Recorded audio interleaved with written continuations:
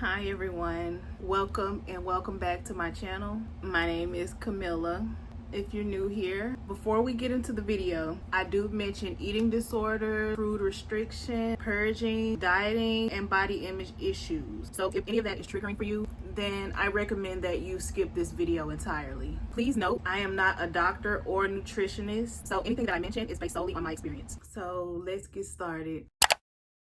This is different than any other video that I've done. I've done a few videos on like the journey that I'm on right now, which is my healing and self-love journey. I've never done one in this depth before. This is more of like a mental health chat, something that I've never done before with anyone, and I just feel like it's necessary. I'm just basically gonna talk about my history with dieting and how diet culture has shaped my life up until now. So I have always been the chubby kid. I do remember being active. I was always dancing. I was always outside. I was always playing. Being chubby never really held me back from being active. I think being active was always fun for me. I remember my childhood being fun up until about the age of 9 when my dad passed away. So yeah, middle school. This is where things get interesting. In middle school, my grandma passed away.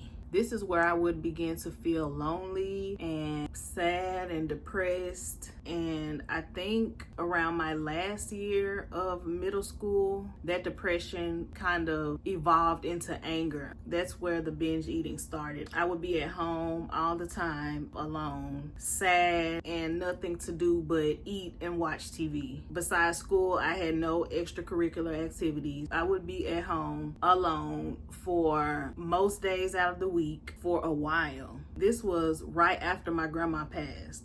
My grandma was a very important person in my life. She was my great grandmother. We were really close. It was a lot losing her and being alone all the time after. Yeah, that was a lot. I just remember feeling darkness. Like everything just felt so dark and dim, and I felt lost. I barely slept. I mean, I definitely noticed that I was eating more, but that was my way of coping with the feelings and emotions that I had to deal with on a daily basis. And then on top of that, I had to go to school, and I hated school. Oh my God, I hated school so much. I wasn't bad in school. I was actually good. I was a AB student, but I was just like, I don't need this. Why am I here? It was bad. And I just felt numb to most things. This is around the time where I would go on my first diet. And it was the Akis Diet. And I think the Akis Diet was similar to keto. I don't really remember it, but I just remember it being a low carb diet. Basically cut out 90% of carbs and eating like fruits, vegetables, meat, cheese. I don't know. It wasn't something that I stuck with very long because it was just absurd. But yes, in middle school is when I would start my first diet. Now, high school. 8th grade would be the first time that I would start my diet and self-medicate. I was 12. So binge eating, dieting, and self-medicating, all of this happened in 7th and 8th grade. So my middle school years are the years where things took a turn. My high school years are cloudy. I would self-medicate, and I'm talking specifically gardening. And that's when I would begin to lose weight naturally. I went to college right after I graduated high school. Eventually, these bad habits were beginning to weigh on me because I would feel the effects of not dealing with my issues. I wasn't maturing emotionally. I didn't finish school. I dropped out of college. That's when I realized that I had a lot of issues that I had been running away from.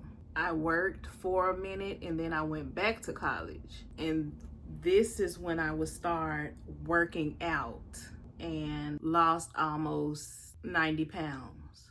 The more I researched, the more I developed unhealthy beliefs about how my body should look. And the picture I had in my head of my quote unquote goal body was and is literally impossible. And no one could convince me that I wasn't going to get to that size. The more weight I lost, the more I hated what I saw in the mirror because there were still curves.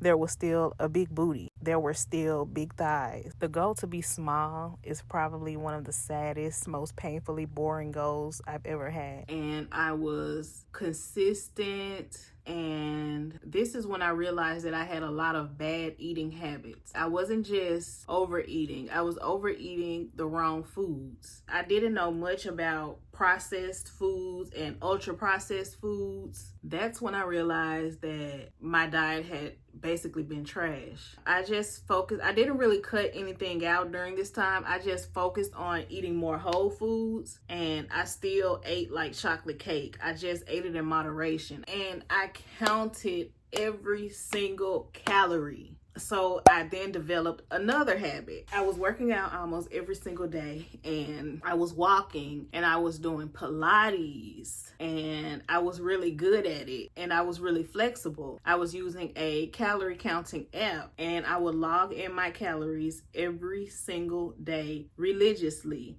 I would log in my workout minutes. The app would tell me how much weight I would lose by the end of that week. And when I stepped on the scale, I would see that exact number. So I became obsessed with that routine. And so that's how I made it to the almost 90-pound mark. And when I stopped, the college that I was going to ended up closing because of financial issues. And so I found myself out of college again. I found myself unsuccessful again at something in life. I found myself bored, unproductive. And so then the binge eating started all over again. I just felt like a failure. I want to overcome a lot of the things that I've been going through since I was a kid. I want to deal with those traumas. And honestly, in the process of me losing a lot of weight, I wasn't dealing with any of that. So I started this like yo-yo dieting thing where I would tell myself, okay, you got to get back on it. And then I would get on it. And then I would lose like 15 or 20 pounds. For some reason, I would get distracted, and then I would gain 20 to 30 pounds back, and then I lose that and then gain it back. So it just became this endless cycle that I was stuck in. I let diet culture and the rules that come with it get stuck in my head because I'm like, I shouldn't be counting calories. And I went vegan for a time, and I think I ruined my metabolism doing the yo-yo dieting thing and the binge eating. And I'm trying to like heal my gut. I realized that I need to spend a lot of time finding myself and just figuring out what I wanted to do, figuring out my likes and my interests, writing things down and setting goals, figuring out ways to move towards those goals. I got pregnant actually about 5 months before I graduated college.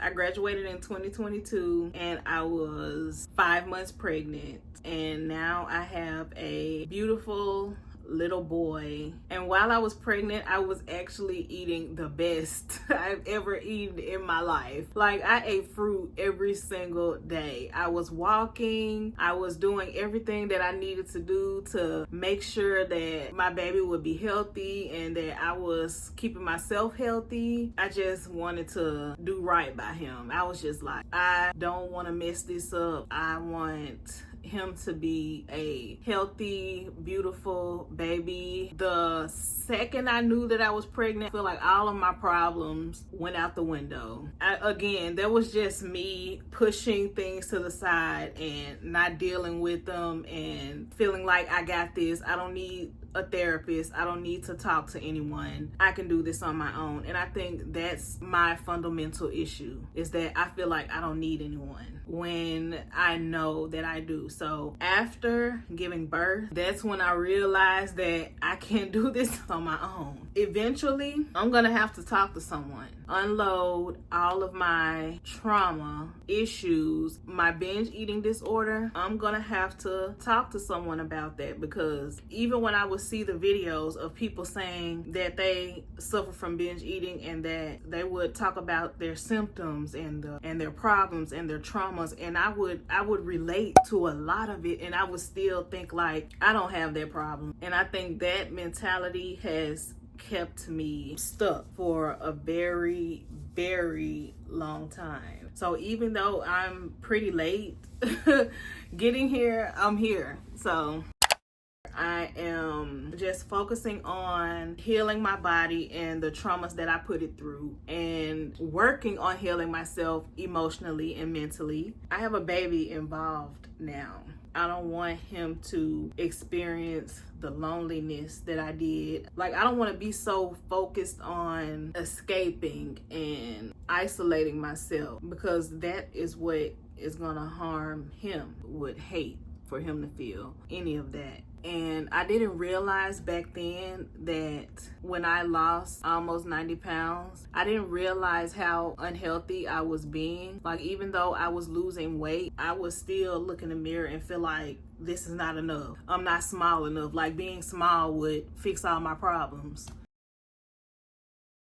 And it's like, no. And appreciating yourself, and I had none of it. Losing weight is gonna make me feel validated. Losing weight is gonna, it was just like in my head, losing weight was the answer to everything. Holding myself accountable has been a big thing for me. Like, admitting to myself that I have an eating disorder. It's a real disease, and there are so many people who have this problem, and I did not know that until social media. I was really downplaying what I was going through. At the end of the day, you never stop working on yourself. You have to work on yourself, and you have to keep working on yourself. So I've gotten to that point. We need to be working on this daily, because that's a part of life, like being disciplined and working on yourself and not self-medicating and escaping. Losing those pounds came with hell. I was still binge eating then. I was losing a lot of weight. On the days that I would binge eat, I would literally purge.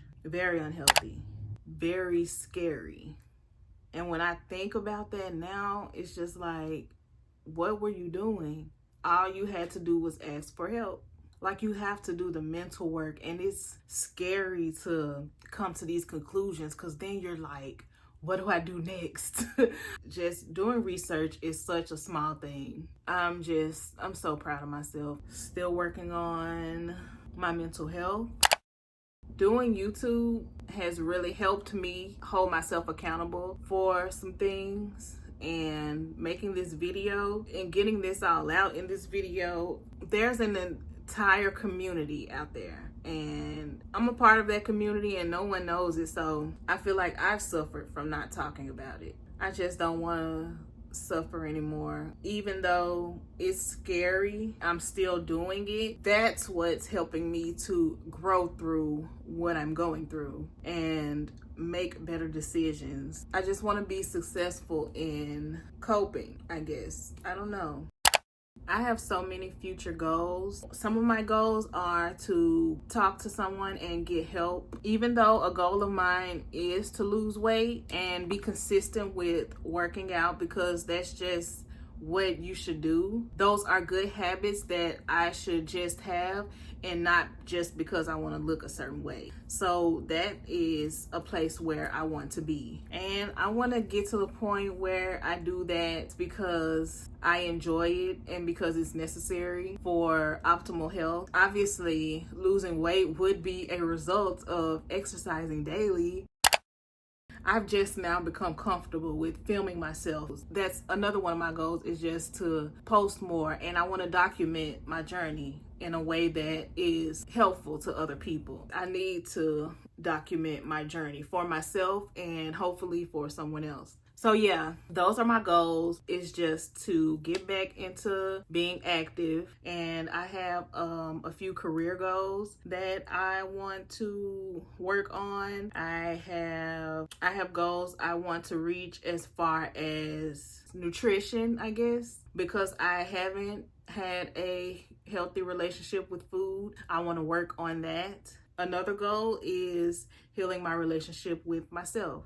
So yeah, I don't know if it's the seasonal change that's happening right now, but life just seems so bright for me right now. And my emotions can definitely change with the seasons. Working on these goals will also help me work on that. If you've made it to the end, I want to say thank you so much for being here. If you like this kind of content, I guess, yes, please let me know. Thank you so much. When I read your comments, and oh my God, they're so genuine and I love them so much. I love you guys. Hopefully you got to learn a little bit more about me in this video. Life is so weird. And it's so cool because it's like, it's just all of the possibilities that are ahead of me. I feel like I've just held myself back and now I feel like I'm moving towards those things. I can't wait. Don't forget to like and subscribe. See you later.